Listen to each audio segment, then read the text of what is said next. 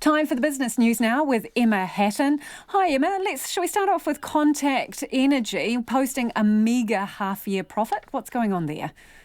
Yes, Lisa. So our biggest power companies' profits tumbling 78% in their half-year report out today. For the 6 months to December, the net profit was 59 million. That's down from a record 279 million last year. However, that profit was boosted by $180 million worth of one-off gains from asset sales. The company knew that repeating that profit was going to be challenging. Difficulty added there with a scarcity in natural gas supplies in the last 6 months. Supplies for gas also disrupted in the last year, so the company's basically had to pay to get gas when and where it could, and that turbulence has affected its profit.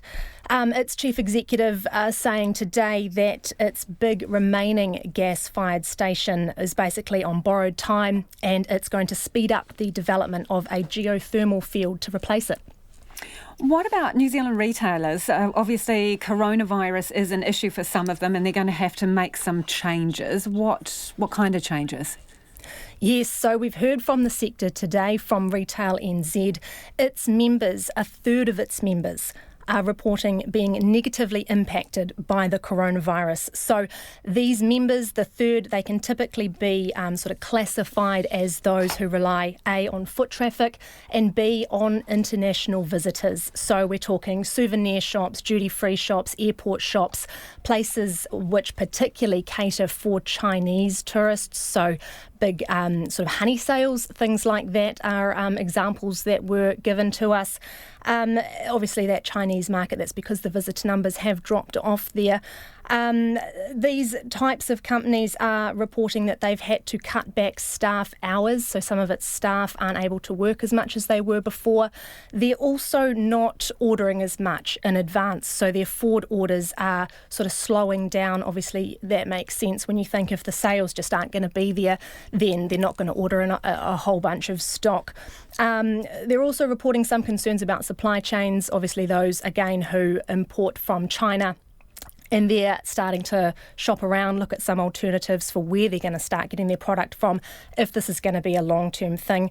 Greg Harford, so he's the chief executive of Retail NZ, he says there's what they call medium-term concerns. So if this persists, they're going to have to look for some more sustainable alternatives. So things like if they're cutting the staff hours and they let staff go, maybe not being able to replace them anytime soon.